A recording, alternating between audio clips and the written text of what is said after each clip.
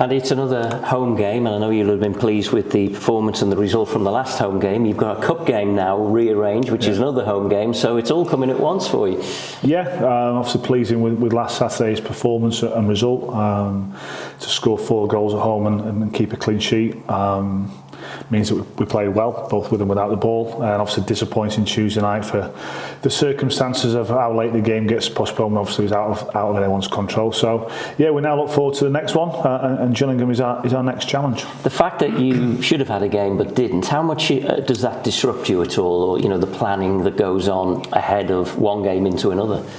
I think you could see from, if you're at the stadium on Tuesday night, the discussion we're then having as a staff in terms of how do we now look at the rest of the week, because obviously we have a Wednesday off, and the players are just reported for the game on Tuesday night, and then that would then mean you're not doing anything for 2 days in reality. So we have to think about the loading of the week, and I think if you come off things too quickly, too much, you're running the risk further down the line of potential injuries.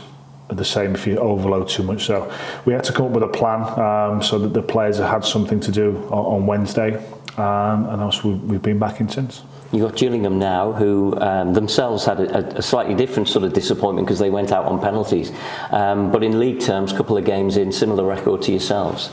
Yeah, 12 games unbeaten in the league as well under Gareth, a really experienced manager, a really successful manager with 3 promotions on his CV. And they've started off the season a really competitive draw at Accrington, and then winning the game against Walsall by the odd goal last week. And they ran Wimbledon really close in the week. Obviously, with our game being called off, managed to get home and watch the second half of that game. And they put you under pressure. They make you defend really well. Second ball's going to be really important in the game. But I say it's about us recognising what Gillingham want to try and do, the strengths of them, but also about us and what we're trying to do and how we want to try and play the game. Given that unbeaten record that Gav's had, is this, or could this be a bit of an indicator of where you are? If you can win the game, it must give you, or would give you, a lot of confidence. I think what Gillingham have got, and what obviously Gareth and his staff have got, is a group who were together last season as well. So obviously they're more used to the way that they're playing collectively. They're more used to what the manager wants. Third game in, let's not get carried away with whatever the result is. It's a long old road ahead of us. As I said at post game last week, it's really important that you don't get too carried away with victories, and you try and treat defeats in exactly the same manner. Now, the games of football at our level, in our league, are usually dependent on 1 or 2 moments. That's about it. They're generally quite even. If we can produce the amount of good moments we had last Saturday, that will obviously always help us, and that's what we'll be trying to do. How many games does it normally take, do you think, before the table kind of gives you the impression of how things might pan out?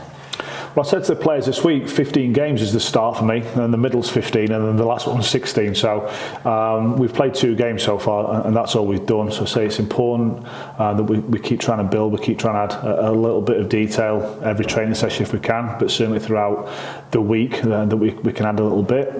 Hence why we always reflect on our performances and try and feed back to the players about things that we've obviously done well and why we've done them well, but also little elements what we didn't do so well and where we can improve, and that was exactly the same last week. We won the game convincingly, but there were still elements of that performance where I thought we could have been a little bit better. So then it's important that, say, we share that information, we feed it back to the players, that they have their view and their opinion on that, and then we keep working. So much is about confidence, though, isn't it? And even though it's only a couple of games in, if the players are looking at a league table on a Saturday night and seeing Tranmere Rovers near the top, it's important. I didn't realise there was a league table after 2 games. League tables for me are irrelevant until the 46th game, and that then decides what you're going to do. Confidence is a big thing in football, obviously, and the more confident you are going out onto the pitch, the better. I also think preparation is a big part of that, and people knowing their job and their roles and what their opponent is all about, what the team they're going to play against is all about.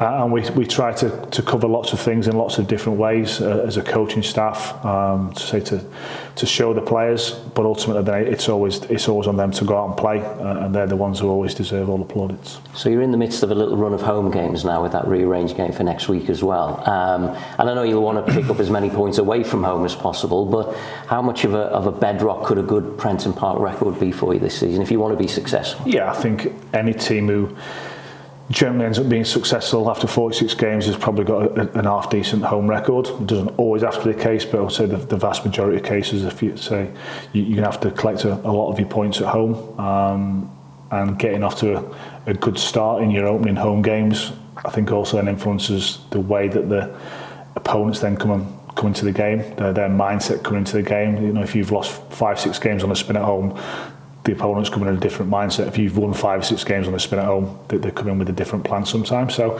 we'll see. I say it's the third league game.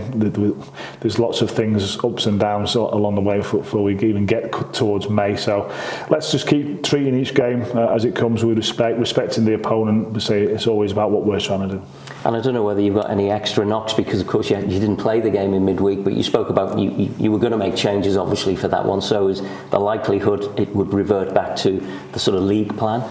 No, not at all, because you look at our performance at Colchester and say it was pleasing with certain aspects, but each opponent, each game is different. We have to try to negate the strengths of the opponent, while also trying to play to our strengths. So it's important that we moved on from the Burton postponement quite quickly. We looked at a lot of what Gillingham were doing on Wednesday, and then started feeding back to the players on Thursday morning. So I say we're aware of what they can do, but say it is always about what we're trying to do, and can we overcome their strengths and also capitalise on their weaknesses. Good luck, thank you. Thank you very much.